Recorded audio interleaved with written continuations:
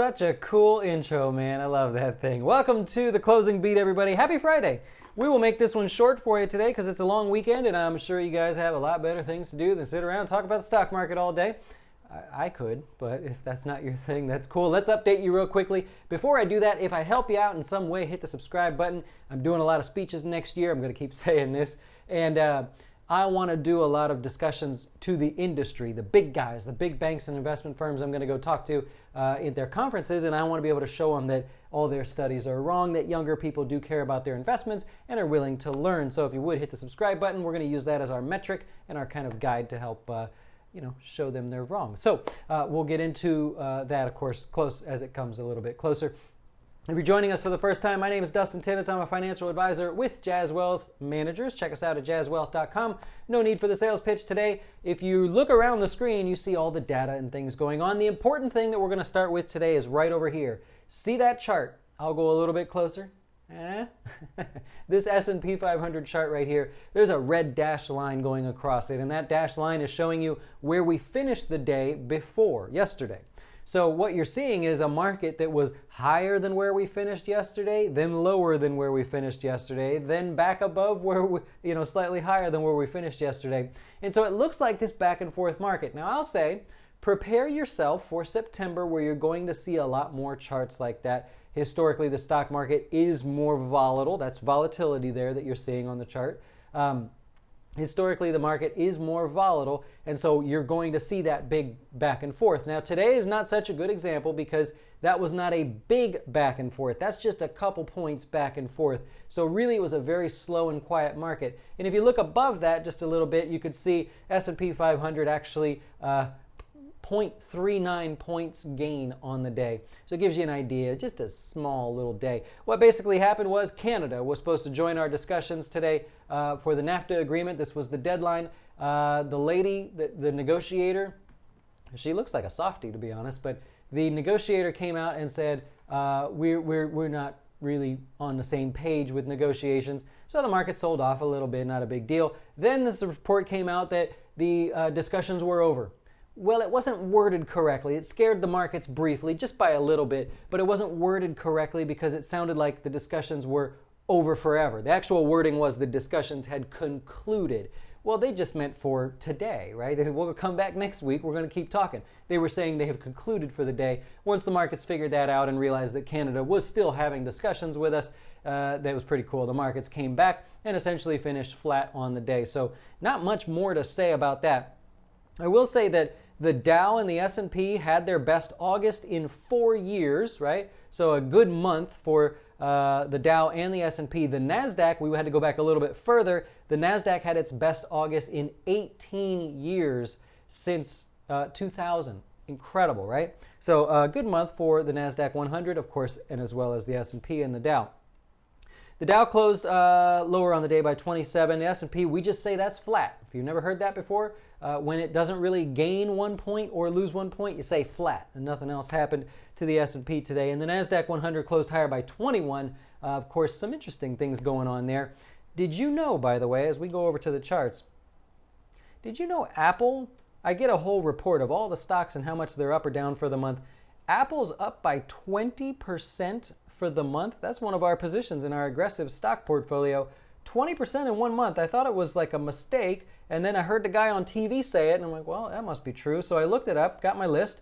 20%. What a nice gain. So Apple was a big focus today. And then Amazon, look at it, just hinting with that $1 trillion number. Amazon's got to get to 2057.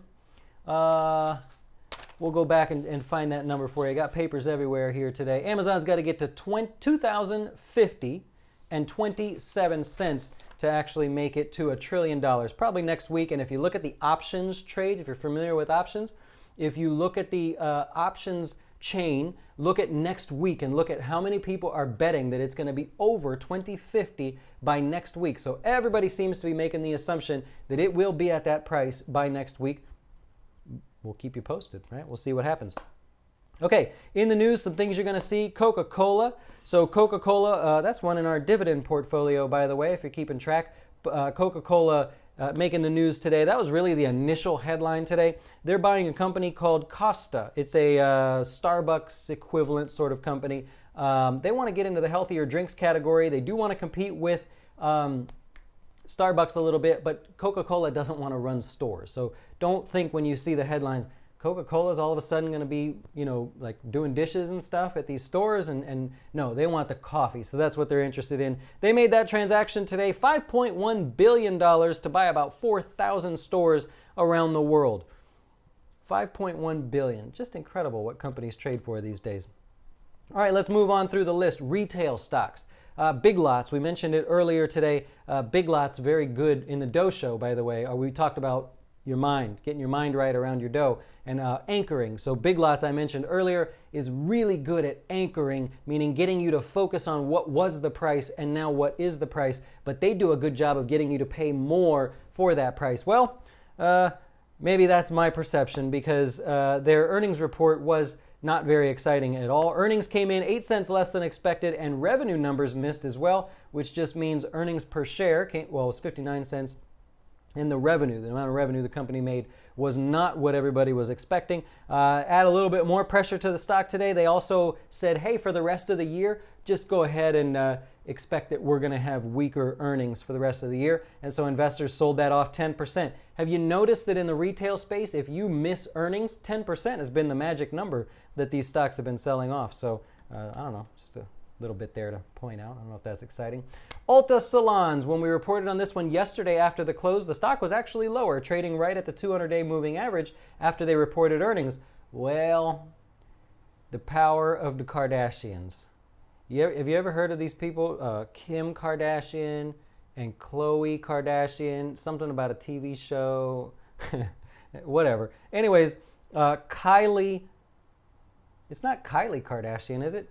The younger of the ones, has a cosmetic line apparently, and that is going to be coming to Ulta Salons, Ulta Beauty stores by the holiday season. So investors are like, holy cow, this girl tweets one little thing and sells millions of products. And so because they're coming to Ulta Salons, everybody thought, great, they'll be able to take advantage of that. The stock shot to new all-time highs, all because of one person.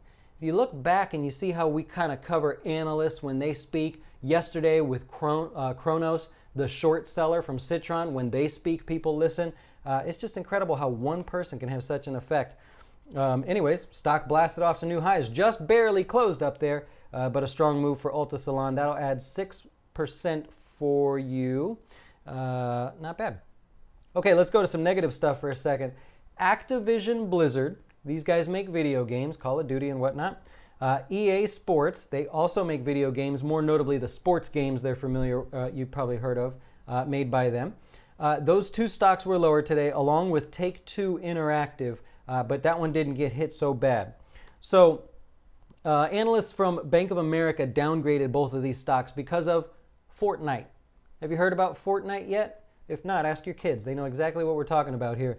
Fortnite is just dominating the attention right now. Remember Pokemon Go? Pokemon Go with the phone, and you could like go out and hunt for Pokemon, and everybody was like, oh, that sucks. And the kids are out like getting chased by cars and stuff because they're searching for these little Pokemon. Well, Fortnite's taken over. And so because of that, this analyst from Bank of America said, whoa, because of Fortnite, that's going to pull sales away from EA Sports games and Activision Blizzard's games, the other more war games. So what he did is he said EA Sports, he had a price target of 159. He brought it down to 126. Sizable decline. If we go over to ATVI, which is Activision Blizzard, he said from 84 was his initial price target, assuming it would make new highs. He put his price target at 77, so essentially where it was just a couple days ago. Both of those stocks down on the day.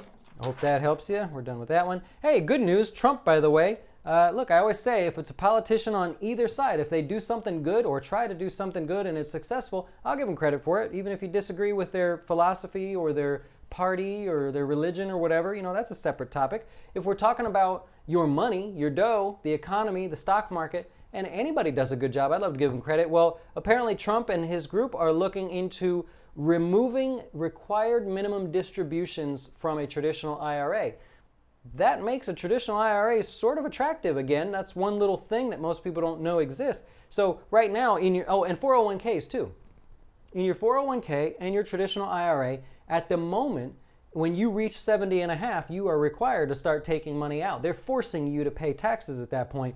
They're looking at getting rid of that. So if that happens, I would be 100% on board with that. It makes the traditional IRA more attractive, and it's fair, right? Take the money out when you want to take the money out, not when the government says so. So I like that. I actually like that one. I'll give them a little credit for that. What else do we have for you? The SEC, by the way, hey, we're newly registered SEC investment advisors, by the way. Very excited about that. But the SEC chairman did an interview with the Wall Street Journal. And he said, look, it's too hard right now for individual investors to buy private companies or to invest in private companies.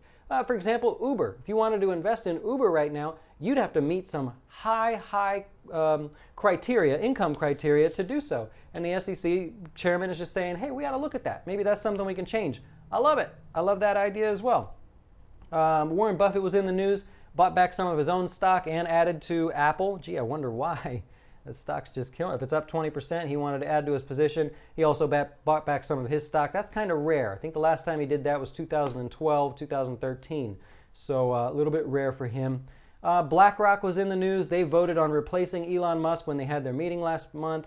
The Campbell Soup thing. Remember I told you about Campbell Soup? So they said the other day, early in the week, they said, we're going to announce later in the week that we're not selling our whole business. And remember I said they're doing that to sort of piss off the people that are trying to get them to sell their business.